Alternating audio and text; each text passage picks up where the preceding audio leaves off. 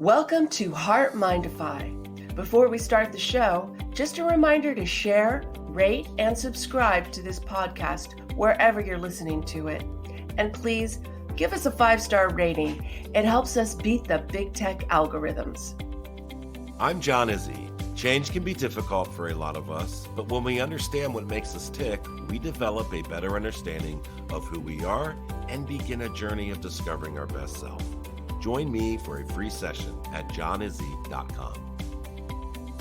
And I'm Kim Cordy, creator of the Emotion Chef Framework, an emotion management tool. Thoughts drive emotions, and emotions drive thoughts, but it's our emotions that drive our decisions and behaviors. Find out more at kimcordy.com. Sit back, relax, and enjoy the show.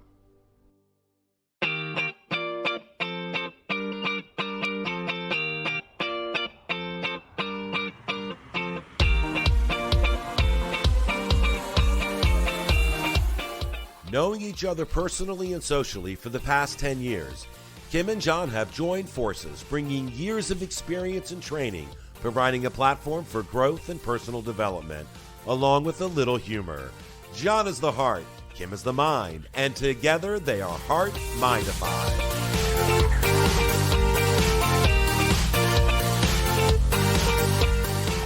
Well, hello, Kim. As I look out my window, the 10 inches of snow is beginning to melt. Actually, it's melting a lot, which is great. But now they're calling for a horrible storm on Sunday. So hopefully the European model was wrong and we just get rain or something other than this horrible snow that we're experiencing here on the East Coast. Yeah. How are you? We're good. We're kind of making it a habit to give the weather report because you and I have such extreme opposite weather patterns. We are still dry. We had a little bit of rain, but it's gorgeous outside. I mean, absolutely gorgeous. The sun is shining. It feels like a spring day, which isn't good, but it sure is pretty. 44 days left. I ask Alexa every morning, Alexa, when's the first day of spring? And she tells me. Yeah. I think you're going to have to be a snowbird eventually. I know. Every year you get grumpier and grumpier comes the bad horrible. Cold weather. I hate it. Well, you know, the things I like to do, right, are all summer activities or spring activities. Like I haven't ridden my motorcycle in, well, my arm too. So that's another issue. But usually I don't ride the motorcycle in, January, February, because it's really cold.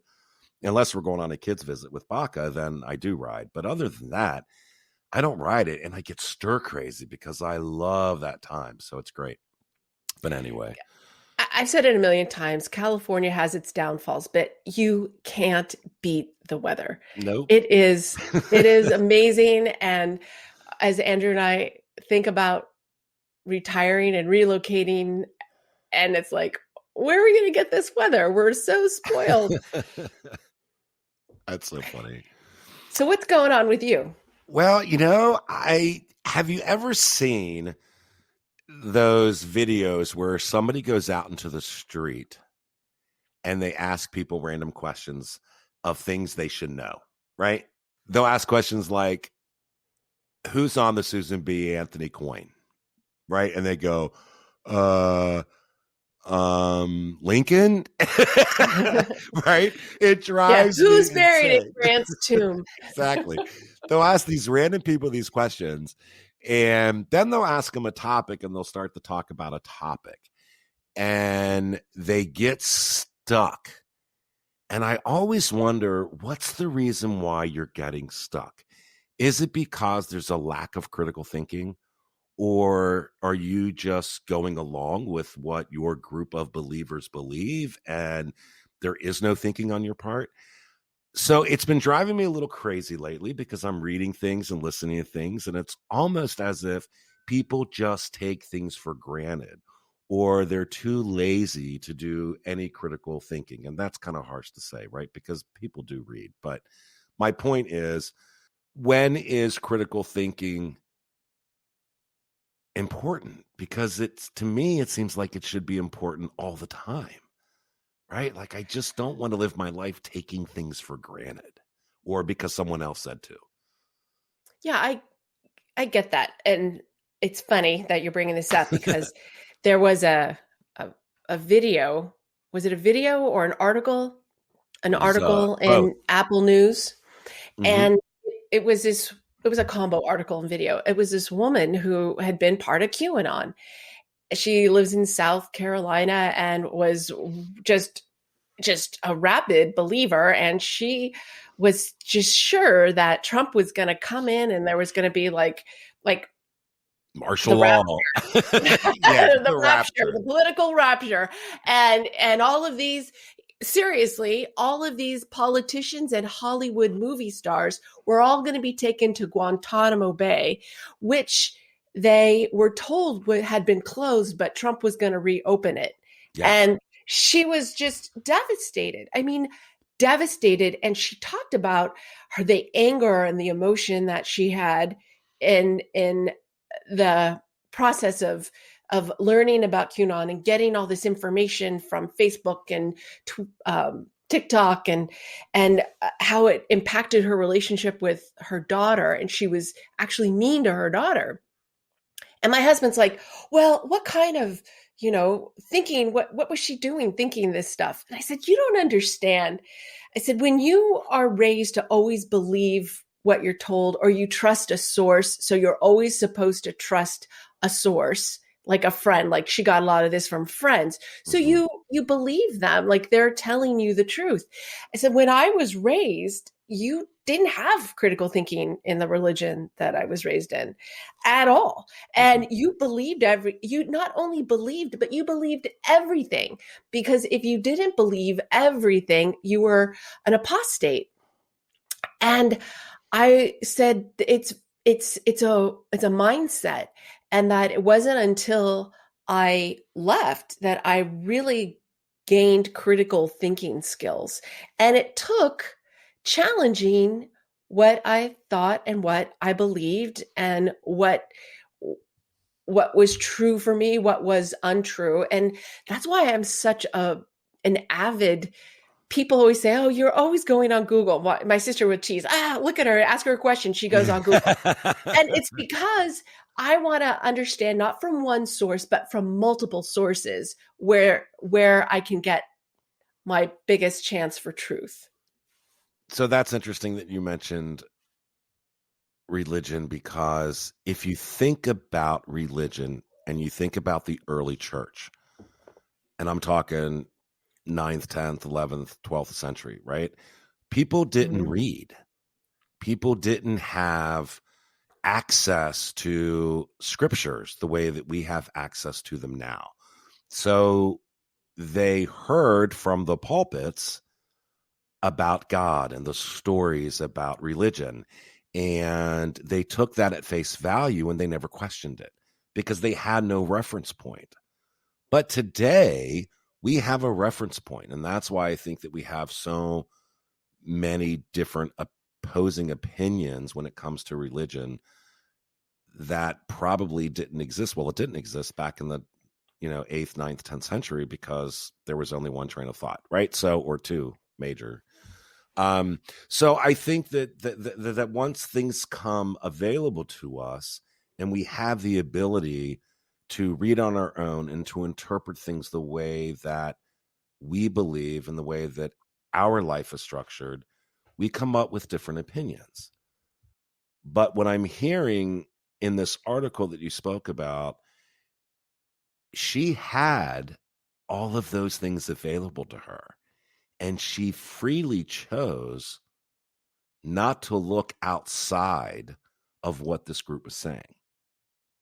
That's scary, right? It's like she was able to critically think. She was able to look things up and read, and she freely chose not to. So the impact of video, the impact of the voice, right, had such a huge impact on her that she didn't even go to books or she didn't even go to articles. And I think she even said she didn't even listen to the news because she was told it was fake, fake, fake, fake, fake. So that to me is even more worrisome when the periodicals, periodicals, when the reference books, I know, right? When the reference books You are old. right? That's hilarious. When the reference books are there, when there's multiple news sources there, and you avoid it, that to me seems a little bit, that's dangerous. That's really dangerous. It's extremely dangerous. And the part about this that just it saddens me because people are making, I'm just going to say it because I say it all day, every day. Not all day, every day, but you know what I'm saying. Not that I think I'm exaggerating now, but thoughts drive emotions and emotions drive thoughts, but it's our emotions that drive our decisions and behaviors. When we are so passionate about something that we can't step back and look at it rationally, that's a good time to say, hey, I probably am making a decision here based on feelings. And guess what? Feelings aren't facts. So we talk about that a lot, right? Take 10 Right. minutes a day to kind of go through your day and look at things, meditate, give yourself some time on a walk, do some exercising.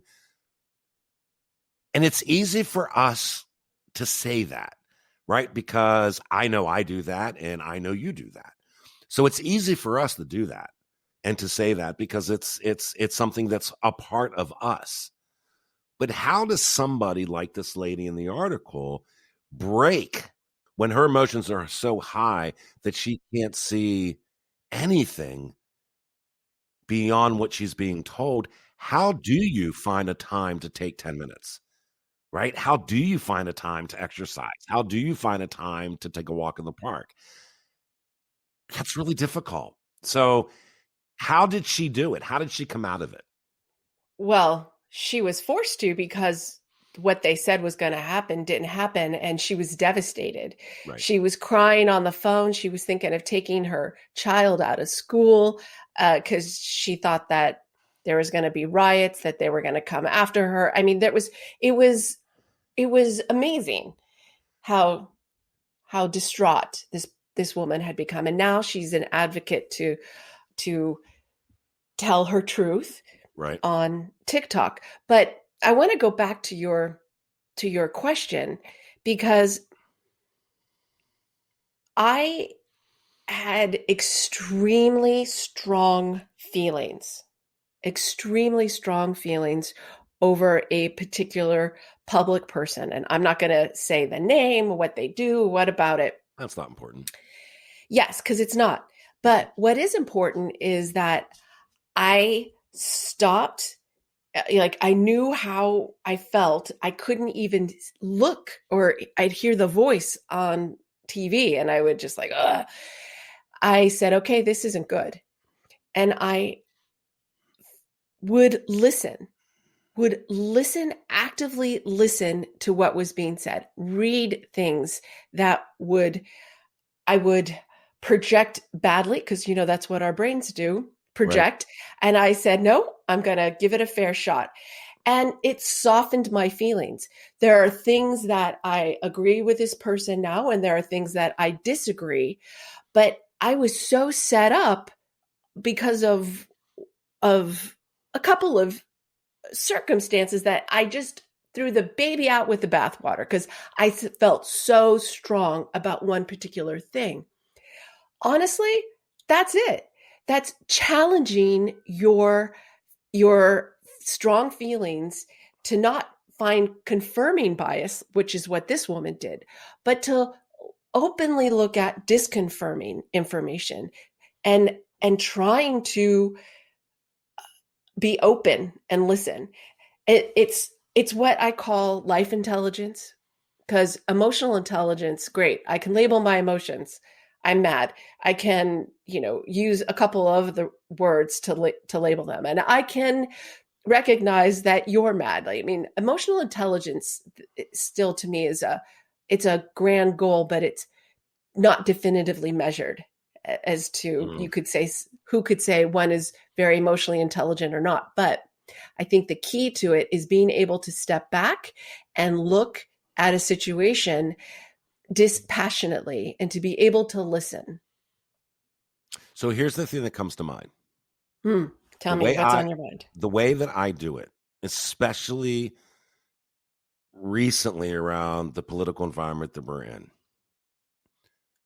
I ask myself the question, am I dealing, when I'm talking to somebody about politics, am I talking to a voter or am I talking to a supporter? Because they're two different types of people. The supporter has tendency to raise their candidate up as somebody that they worship, right? Somebody that they follow. They follow without question. They agree with everything they're saying. The world's coming to an end. The world's going to come to an end, right? Or am I dealing with a voter who has the intelligence to question, right? To question a decision that is being made and is okay in doing that. So I'm always asking myself those two questions. And I think the same kind of thought process is happening here. We tend to, or maybe it's easier to follow someone or worship something. And it's easier to follow and say that, well, he's a wonderful person or she's a wonderful person and everything they say is awesome and I believe in everything they're doing. It's easier to do that than it is to say, no, I'm going to critique her or critique him because what he said I don't agree with, and I'm not going to get the backlash because I'm not following him or following her. So there's a difference between voters and worshipers or supporters. And I think that has a lot to do with the way that a lot of us live our life, especially around that whole topic of jumping into something and believing it 100%, not giving yourself the time to critique it. Because if you critique it, then there's a possibility that what they're saying is wrong, and then you've just spent all this energy for no good reason. Like this lady. Like and what a lot of groups, religions, it doesn't matter. The great way to gain followers is to create fear. Yep. And I really like Byron Katie's quote where she says, fear has only two causes: the thought of losing what you have or the thought of not getting what you want. And it's true. That's why so many people fall into the fear trap. And what does fear do? It overrides your critical thinking skills. Cognitively, you don't have it. And if you want to call that, I don't know what, intelligence you mentioned earlier. I don't know if you're talking about emotional intelligence or just education, but you're overriding fears hijack your ability to think cognitively well, unless you consciously set aside that fear and say, okay, I'm gonna calm down, look at this rationally. But it takes effort. And you just have to understand that fear takes away your ability to think. Oh, absolutely. Absolutely. And, too, I mean, I would venture to say and go out on a limb here and say that nobody, God nor man or woman, is worthy of blind praise and support. No one is. So if you are in a situation where you're just praising and supporting a cause because that's just what you're doing and you're not putting any thought into it, nobody's worthy of that much power. And groups too, right? And groups, yeah, exactly. Yeah. And if you look at what happens is that people defend a group. It could be a political party, it could be your union, it could be your religion, and they can't say out loud, I agree with them here, but I don't agree here. And this goes back to our all or nothing loyalty. Right. Or some of us are raised where you don't question, you just follow, you believe, and you don't know that you're not really thinking. You're Did you just have it? regurgitating. Did you have an Italian mother? I did. No. My mom was what that I she's from the remember. South. I remember the first time I had a vote. I said to my dad, I said, "Dad, this is the first time I'm voting." It was for Carter, and I said, "How do I do it?" He said, "You just go in, you go to the top, you hit D, and you walk out." And I was like, "What?" He said, "No other thing you need to do. Just go in and hit D, and you're good." And I'm like, "Oh my gosh." Okay, well, we're not thinking here. But when you listen to that, we laugh about that, but how many people live by that, right? How many people just live by, this blind praise? And whether, again, no matter whether it's a group situation or a person or a movement, there might be things in those groups or in those movements that you might agree with. Absolutely. But to just follow them blindly says more about you as an individual than it does about them as a leader. Yeah. So I'm here as a reformed blind follower to say you can take those steps, and it feels uncomfortable. And I know that woman was uncomfortable, and she's probably never going to let that happen to her again. Probably That's not. my guess. Yeah. Yeah. No, I don't think so either. And I think that, and this is just my humble opinion from my experience, if you think that your all abiding devotion to a group or to a person doesn't come with some recourse, I would question that. And I would recommend that people question things. And that is what critical thinking is. People who've never gone to college, this is typically where people learn the critical thinking skills, but it isn't just in college. It's something that we can acquire individually just by questioning things. Questioning things and experiencing things. Yep. Right? I mean, my uncle was amazing with his hands. He could build and fix anything. And talk about a critical thinker. He had to be, right? Because he had to understand, if he makes a cut here, what effect is it going to have on the balance or on the support of this section of the house over here? So he never went to college, but he learned critical thinking through his hands, through working.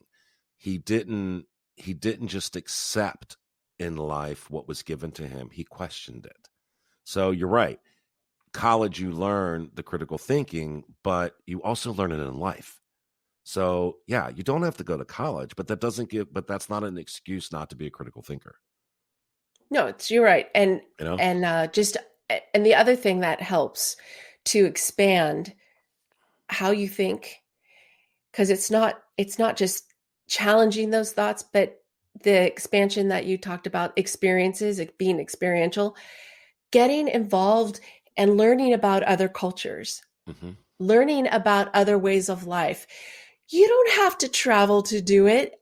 Coursera, there's all kinds of things. In fact, you know that group Mind Valley? Yeah, absolutely. The founder, I can't think of his name, but he is a huge promoter of lifelong learning. And that is really helpful and beneficial to broadening your viewpoints by giving you access to different points of view.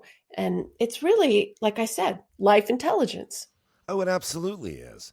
But just as a point of reference, I believe you're speaking about Vishen Lakhiani, who is currently teaching Mind Valley. So I think we could go on for another hour and just talk about how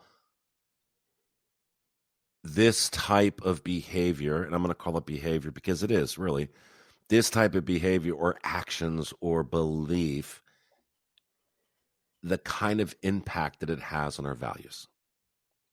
You know, our values change over time, based on our experiences, right? Based on our critical thinking. And a lot of people will confuse values and morals, or they'll go hand to hand. And I do believe that they are two different things. Let's talk next week about how critical thinking impacts our values. Yes, and the bigger point of all that is, can you change your mind? Yes, changing your mind. I like it. Yeah. I like it. Well, geez, Kim, that was good. I liked having that discussion with you today. That was cool. I did too. Yeah. There's just so much to life, right? And the older I get, the more broad it is, and the more I want to take a bite out of all of it. And I can tell you from experience that broadening your horizons and challenging has just made such a huge difference for me emotionally. Yeah, me as well. And I will give you an example of that before we end the show today. So the other day, someone asked me a religious question. They said, do you believe in Adam and Eve and the creation story, that they were the first two humans on earth? And I said, I believe that God creates through means of evolution, and through time, humans evolved. And they said, well, for lack of arguing, can you agree that Adam and Eve were the first two humans on earth? And I said, okay. Adam and Eve are the first two humans on earth. And then he said, can you agree that through Adam and Eve, the rest of humanity came into existence? And I said, all right, keep going. And he said, great. Now, Adam and Eve had Cain and Abel, right? I said, okay, Adam and Eve had Cain and Abel. And they said, and Cain and Abel had children, right? And I said, hold up. And they said, what? And I said, if Adam and Eve had Cain and Abel, where were the women in order for Cain and Abel to have children? And they looked at me and they said, huh? And I said, well, Cain and Abel needed women in order to produce another child, right? And they said, yeah. And I said, that's critical thinking. Think about what people are asking you instead of just accepting it as gospel, right? That's right. So when someone asks, what color was George Washington's white horse? You know the answer. That's exactly right. Guess what you have to do? You have to listen. That's right.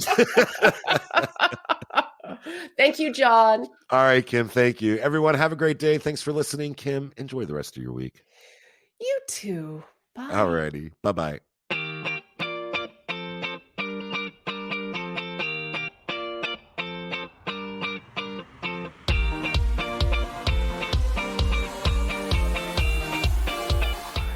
New shows are available every Saturday right here on HeartMind-ify.podbean.com or wherever you listen. Kim and I would like to thank each and every one of you for allowing us to be a small part of your life. Be kind to yourself and remember, our hearts tell the story, but our mind is the conductor.